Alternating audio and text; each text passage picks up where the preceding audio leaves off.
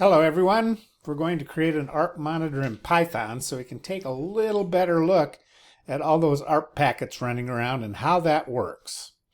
The first thing we want to do is go to Start, type CMD, and that's what I did to bring this up. This is a command line. We want to install the Scapy package. We're going to use that quite a bit in this class to take a granular close-up look at packets. And, in this case, I don't have Scapy installed, so it's installing it for me, and that's what you should get. All right, let's exit. Here's our program. We have installed Scapy from scapy.all. I mean, this is an interesting way to import things, but that's how they recommend it. We're going to import ARP, which is the part of the library that knows about address resolution protocol, and sniff, because we need to sniff packets as they're working their way through the network. I'm doing this on Windows, so I also need to install Nmap, Zenmap, or Wireshark or something that has a packet capturing function that goes into my network stack. Let's go down here to the ARP display. Now let's go down to this main part. Here we are, main. So here is our sniff function. Here is the sniff. Sniff stays active and watches for packets coming by your network card. Every time it finds a packet, it calls this callback function to process each packet, which is our ARP display. We're only going to capture ARP packets, so we ignore them. We ignore everything else. But we do have to capture it to ignore it. Then we are not going to store any in memory.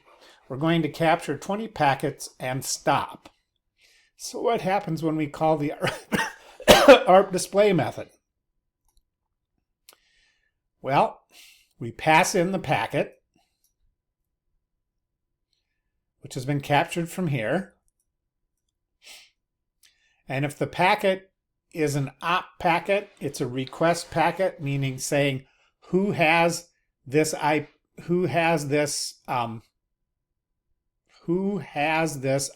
address.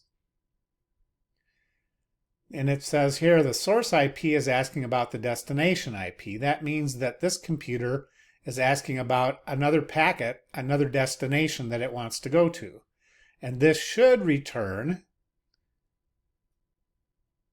and then this is someone else answering that packet saying, oh, this MAC address is what you're looking for.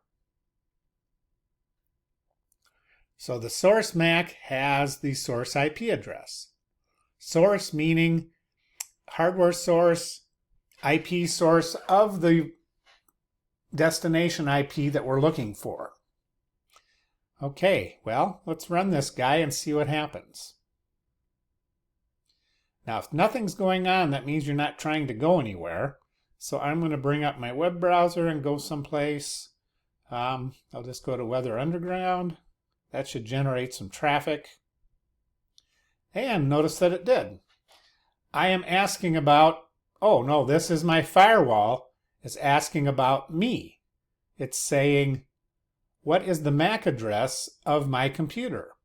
And somebody, probably me, responded saying, this MAC address has, and this may not be me, it may be somebody else, but anytime you see a request, somebody's asking about an IP address, this response is someone who knows the MAC address, we hope, and is responding.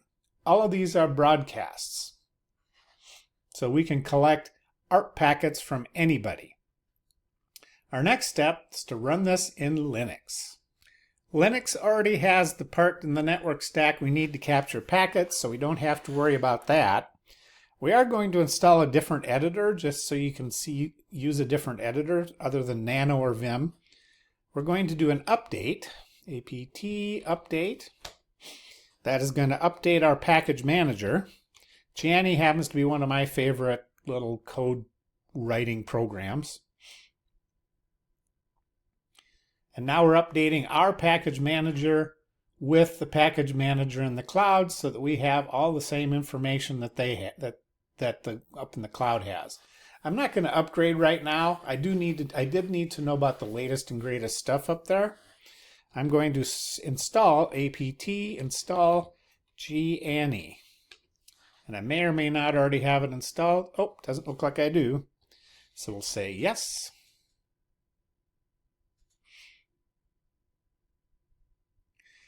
Now, when we're working on tutorials in Linux and Windows, you don't have to type everything over again. We can copy and paste, but to do that, we want to make sure we go up to Devices, Shared Clipboard, and that it's turned on bi-directional. And it is. All right, we're going to make a directory. Let's see if I already have one called code. Nope, I'm going to make a directory called code. There, ls lets me see what's there. I'm going to change directory to code. Then I'm going to create my program in here. So I'll do gane ARP. Oh, there we go. I can't see what I'm doing. ARP monitor.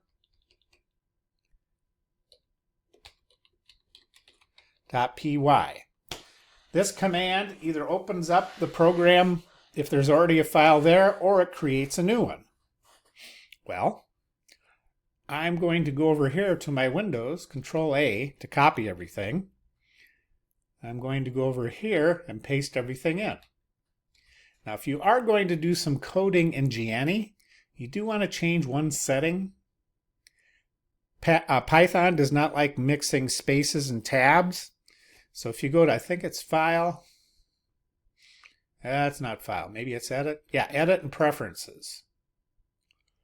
We're going to go into Edit and Preferences, and I think it's Editor and Indentation. We want to always indent using spaces whether we type a tab or not. That will stop a lot of problems from happening. All right, we've got it in there. You can run it from in front of gane. However, you really can't, because anytime you're accessing a network information in Linux, you have to have root privileges. So to run this, we need our friend sudo, which temporarily elevates us to root access. Root is the administrator account automatically created when you install Linux. We need Python 3, and we're going to do ARP monitor. Well, better type it right. Now notice what I did there. I typed in AR and I knew the rest of it. I pressed the tab key and it filled it out for me. Now we'll press enter and let's go surf someplace here and generate some traffic. Let's go to YouTube.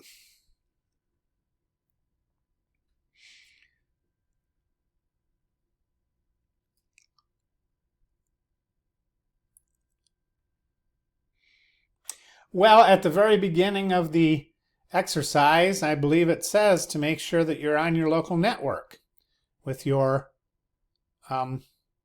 virtual machine.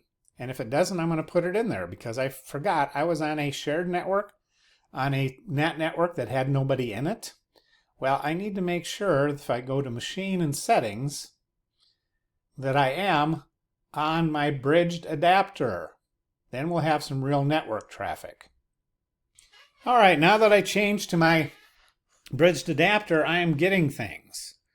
And yes, Scapy is still installed by default, and I'm still getting information. Let me just go to a different website. I'll just refresh YouTube. And we're getting all kinds of we're getting the same thing again. 130 is asking about 198.168.9.11. It's asking about that IP address. And it's asking about 136. It's asking about 126. In this case, this is a good example. My firewall is asking about this IP address. It says, where is the hardware address of this IP address? This response says, oh, this is the MAC address for this IP address. So we're getting similar results, and we're seeing people requesting. Somebody is asking about the firewall? What's the what's the MAC address of the firewall? Here's the MAC address of my firewall. So this kind of chatter goes on all the time. ARP is basically a broadcast-based protocol, which is why it's so easy to spoof. There we go. Got it to work.